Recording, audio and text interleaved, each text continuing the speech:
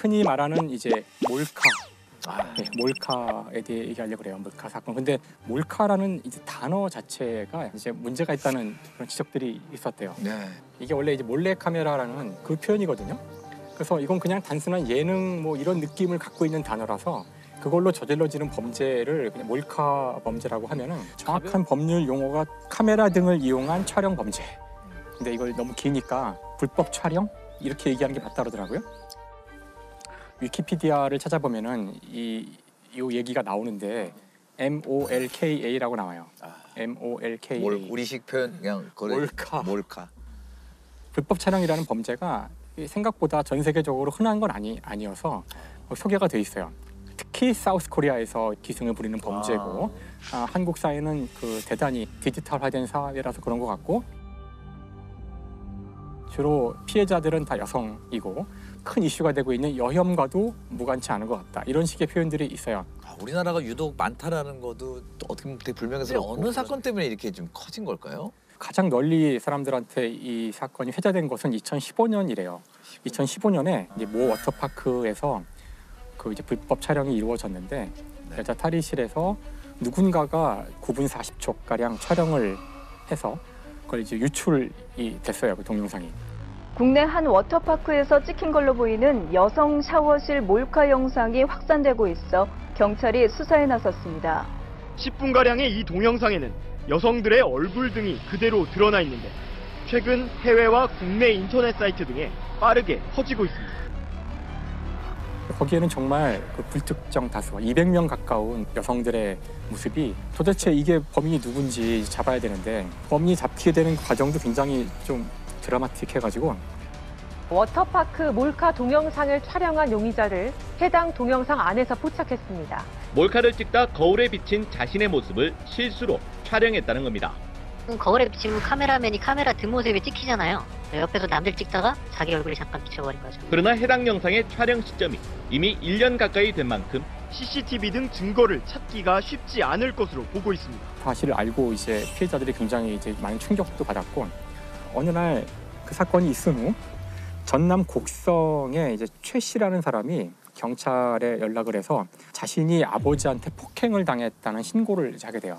그래서 경찰에서는 집안에서 있는 폭행 사건이라고 생각을 해서 아버지를 소환해서 조사를 했는데 아버지의 이야기가 우리 딸이 최근에 있었던 그 불법 촬영 사건의 범인인 것 같다 그런 거예요. 그래서 내가 그렇게 혼을 냈다는 거예요. 워터파크 몰카 사건의 용의자가 붙잡혔습니다. 아버지에게 맞았다며 경찰에 신고를 했는데 조사 과정에서 동영상 촬영자가 자신의 딸인 것을 알고 있던 아버지가 딸의 범행을 털어놓은 겁니다. 여성이 범인이었어요. 왜 이런 일을 했을까 했더니 촬영을 하면 돈을 주겠다는 이제 강 씨라는 사람이 있는데 그 사람의 제안을 받은 거예요. 나중에 이걸 촬영을 해서 200만 원 받고 강 씨는 나중에 징역 3년 그 6개월 이제 받았고 최 씨는 징역 2년 6개월 형을. 근데 사실 이제 여기에 나온 사람들은 정말 자신의 그 프라이버시가 엄청나게 침해를 당한 정신적 피해도 굉장한 것이고요. 이때 이 사건이 이제 워낙 불특정 다수 사회에 큰 이제 파장을 일으켰던 사건이죠. 근데 사실 이 불법 촬영 이 문제는 처음 사람들이 이런 범죄가 있다는 사실을 깨달은 거는 더 옛날이라고 하던데 신촌의 그레이스 백화점 기억하세요 혹시? 그레이스 백화점은 기억하죠. 왜냐면 미팅하거나 이렇게 하면 만날 때 신촌의 가장 아이콘적인 그렇죠. 건물이죠. 한 신촌에서 사실 그 당시에 가장 그 중요한 스팟이었고 유명한 백화점이었죠.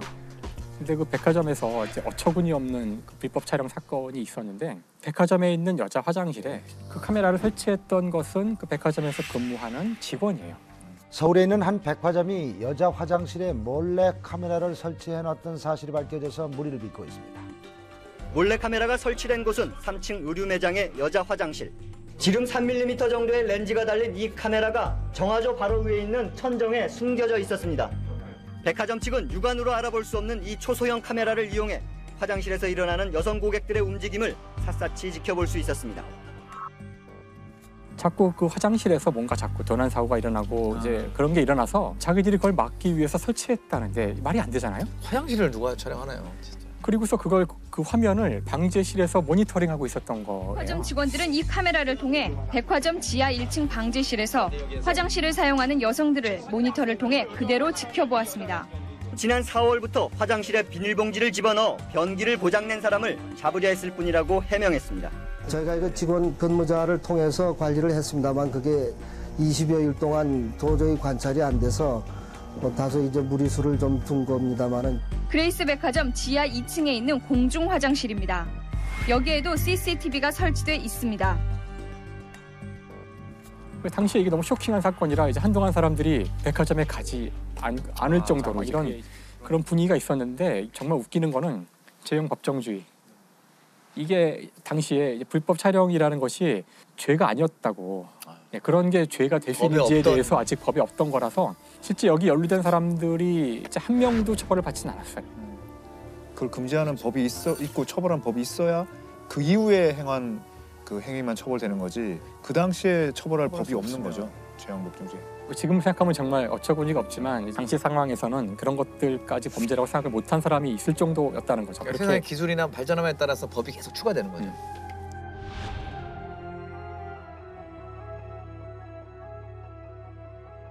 카메라를 만드는 기술이 점점 좋아지니까 카메라가 있어도 잘 모르게 되는 거죠. 그래서 사실 여러분들 모르셨겠지만 지금 제가 몰래 카메라로 촬영 중이거든요. 정말요? 지금 이게 범죄에 사용된 배터리고요. 이게 카메라예요. 제가 지금 여러분 촬영하고 있어요. 촬영 중입니다. 여기. 이게 보조 배터리인 것처럼 그냥 놓고. 그러니까 이렇게 만들 수 있다는 거죠 지금. 이건 사실 굉장히 큰 건데 사실 여기에 들어갈 수 있다는 뜻은 실제 기기는 되게 더 작다는. 벌써 한 10년 전에 용산에 가면 이게 안경으로 왜 촬영하고 시계로 촬영하는 거 막 팔았어요. 맞아요. 실제로는 훨씬 더 작은 걸로도 이제 가능하기 때문에 2019년에는 어떤 일이 있었냐면은 전국의 30개 모텔에 42개 객실에다가 비밀리에 설치를 한 다음에 실시간으로 거기서 일어나는 거기 투숙객들의 모습을 미국의 서버로 보낸 다음에 사람들을 모집해서 실시간 숙박업소 수십 곳에 몰래 카메라를 설치하고 영상을 생중계한 일당이 검거됐습니다. 카메라가 아무도 없는 침대를 비춥니다. 투숙객이 들어와도 촬영은 계속됐고 영상은 인터넷 사이트에서 생중계됐습니다. 근데 이걸 이제 그 회원 모집을 해서 한 4,000명 가까운 일반 회원을 모집했고 그 가운데 100명은 유료 회원, 1,600명 가량이 피해자. 그때 거기 설치됐던 카메라의 렌즈가 0.1cm, 그러니까 1mm죠. 1mm면 그 웬만해서는 보기 힘들어요. 맞은편 벽의 헤어드라이어 거치대에 숨은 카메라로 찍은 겁니다. 분해해보니 1mm짜리 렌즈를 장착한 초소형 카메라였습니다. TV 수신기 틈새와 스위치 단자처럼 생긴 곳에도 작은 구멍을 내고 카메라를 숨겼습니다. 모텔에서 잠을 자고 간 사람들은 자신의 그 모습이 거기 찍혔는지도 모를 거고 점점 기술력이 좋아지고 사람들이 점점 많이 찍을 수 있게 되고 불법 촬영 관련된 것이 굉장히 빠른 속도로 이제 늘어나고 있는데 통계에 따르면 2013년만 해도 한 400건 정도가 있었는데 지금 2018년을 보면은 우리가 5년 만에 이게 6배로 늘어나요. 근데 이제 이 문제가 단순하지 않은 것이 이 범죄의 또 다른 측면 가운데 하나가 가까이 자기에게 접근할 수 있는 사람이 그 촬영을 할 수 있다는 거예요. 또 여자 화장실에 이제 카메라가 설치가 됐는데 그 설치한 사람이 그 공채로 그 임용이 됐던 연예인이 그 설치를 해서 여자 화장실에서 불법 몰래 카메라가 발견돼 경찰이 수사에 나섰습니다. 불법 촬영 카메라를 설치한 용의자가 오늘 새벽 경찰에 자수했습니다. 해당 건물은 출연진과 또 다른 예능 프로그램 PD와 작가 등이 이용하는 곳으로 알려졌습니다. 작년 같은 경우 2020년 그 데이터를 보면은 애인 관계 또는 부부 관계에서 범죄의 무려 44%. 그러니까요. 반에 가까운 숫자였고, 다음에 그냥 지인 관계, 서로 아는 관계인 경우가 거의 80%.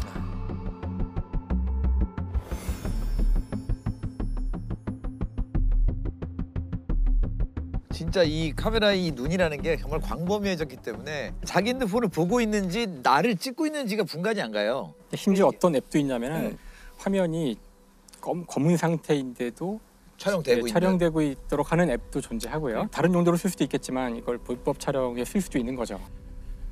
2018년에 되게 유명한 사건이 났는데 버스 안에서 이제 그 여성분이 내리려고 서 있었는데 그 뒤에서 그걸 동영상으로 8초 동안 찍은 거예요. 찍다가 이제 들켜서 이제 문제가 됐는데 지난 2018년 A씨는 버스에서 검은 레깅스 차림의 여성 뒷모습을 8초가량 촬영했다가 재판에 넘겨졌습니다. 재판에 넘겨진 A씨는 1심에서 벌금 70만 원을 선고받았습니다. 그러나 2심의 판단은 무죄였습니다. 특정 부위를 특별히 확대해 촬영하지 않았고 일상복이 돼버린 레깅스를 입었다는 이유로 성적 욕망의 대상이라 할 수 없다는 겁니다. 쟁점은 이게 과연 레깅스 입은 뒷모습이 성적 수치심을 야기할 수 있는 신체에 해당하는가. 근데 이제 1심에서는 성적 수치심을 야기할 수 있는 신체 부위에 해당한다라고 얘기를 했었고 2심에서는 논리가 아니다. 왜냐하면 레깅스는 일상적으로 입는 옷이고 그건 노출 안 된 거 아니냐. 그런 논리로 이제 무죄가 됐어요. 그다음에 이제 대법원에 갔는데 대법원에서는 이제 유죄다. 결과는 대법원에서 다시 한번 뒤집혔습니다. 몰카 성범죄 대상이 반드시 노출된 신체로 한정되는 게 아니라는 점을 분명히 했습니다. 성적 수치심의 범위도 분노와 모욕감 등 다양한 형태로 폭넓게 나타날 수 있다고 설명했습니다. 판결 중에서 제일 저는 이제 좀 인상 깊었던 거는 다른 것보다도 누군가가 그걸 촬영하는 순간 그게 그대로 보존되고 그게 변형될 수 있고 전파될 수 느끼지 않던 성적 수치심을 느낄 수 있다 이렇게 봤거든요. 특히 또 이 사건에서 그 성적 수치심이라는 단어가 또 약간 논란이 됐었어요. 왜 피해자가 부끄러움을 느껴야 되냐는 거예요. 그러니까 정확히는 성적 불쾌감이 더 올바른 단어다. 그래서 그 단어에 대해서도 그때 많이 논란이 됐었어요. 이와 같이 본인이 원치 않는 그런 불법 촬영물이 인터넷에 올라갔을 때 그걸 지워야 되는데 그와 관련된 산업이 만들어질 정도인데 비즈니스가 디지털 장의사라는 게 있어요. 원래 이 디지털 장의사라는 것은 제일 처음에 미국에서 만들어졌는데 누군가 이제 세상을 떠났을 때 나와 관련된 그 인터넷에 있는 정보들을 다 없애고 싶을 수도 있거든요. 그러면 이제 이 사람이 죽었을 때 그 회사에서 이 사람에 대한 기록을 다 삭제를 원래 하는 거예요. 그런데 이제 원래 이렇게 시작을 한 건데 우리나라에서는 지금 이제 95% 이상이 이런 일로 이 업무를 하는 것이 아니라 살아있는 사람이 의뢰를 하는 거죠. 자신이 원치 않는 영상이 올라갔으니 지워달라는 거예요. 그래서 이 영상을 이제 이게 찾아서 지우는 게 이제 아주 어려운 기술적으로 쉽지 않은 일이거든요. 그렇죠. 또 이제 문제가 찾는 거랑 없애는 건 또 다른 문제예요. 그걸 가지고 있는 사이트가 있는데 거기에 삭제를 요청을 해야 되는 거죠. 그래서 다른 나라의 경우 삭제 요청을 하는 게 너무나 이제 힘들어서 경찰 조사가 들어가고 그런 경우 종종 벌어지는 일이 피해자한테 조사를 위해 전화를 하고 그러면은 그 가족이 받는 경우가 많은데 왜냐하면은 그 피해 당사자가 세상을 떠난 경우가 많대요.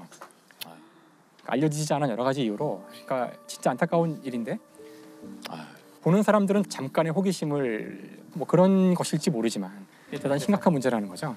사람들이 그냥 오해하고 있는 것 같아요. 이거 잠깐 촬영했다 걸리면 조금 뭐 과태료나 그 정도 받고 끝나는 걸로 착각하는 사람이 되게 많아요. 근데 이게 되게 무서운 게 신상 공개가 됩니다. 그러니까 이게 신상 공개 대상 범죄거든요. 불법 촬영이. 그 지역 주민들한테 따로 연락이 다 가요. 누구가 이런 짓을 했다. 되게 무서운 거예요. 그러니까요. 불법적인 것을 막고 또 탈법적인 부분도 문제 제기를 해야 된다라는 거죠. 영상이나 사진들이 이렇게 사실 상품화돼가지고 유통되는 것 자체가 실제로 그 옛날에 뭐 웹하드 거기에 그렇게 불법 영상이 올라오는 걸 많이 묵인하면서 오히려 웹사이트에 많은 돈을 번 적이 있었고 그 사이트가 동시에 디지털 장의사도 운영한 적이 있어요. 그러니까 이게 병 주고 약 주는 거죠. 경찰은 양 회장이 웹하드 카르텔을 통해 불법 음란물 5만 2천여 건을 유포하고 70억 원 상당의 부당이득을 취했다고 밝혔습니다. 양 회장이 유포를 방조한 영상물에는 몰카와 리벤지 포르노도 100여 건이 있었습니다. 피해자들이 디지털 장의 업체를 통해 돈을 지불하고 삭제 요청을 했는데도 양 회장이 운영하는 웹하드에서는 해당 영상물이 버젓이 유통된 것입니다. 그런 운영 주체는 나는 플랫폼만 깔았지 거기에 직접 올린 사람은 이런 입장으로 많이 나왔었거든요. 이제 점점 그 플랫폼을 운영하는 사람들에게 그런 법적 의무를 부과하는 그런 법안들이 계속 만들어지고 있습니다. 보는 행위가 촬영을 당한 사람한테 얼마나 이것이 참혹한 일인지에 대한 이해가 있지 않으면 그러니까 근본적인 답은 될 수 없을 거예요. 이것이 어려운 문제죠. 그렇지. 그렇죠. 맞아요. 이렇게 가장 밀접한데 우리는 이걸 어떻게 써야 되는지 아직 얼마 안 됐거든요. 이 기술 발전이 너무 빠르기 때문에 사실 인류 역사상 지금처럼 사람들이 손쉽게 그 음란물을 대규모로 볼 수 있던 시기는 없었어요. 음란물 영상에 대한 우리 어떤 감각을 많이 바꾸고 있다는 거예요. 이걸 볼 때 지금 따라가기가 힘들죠, 사실 사회가.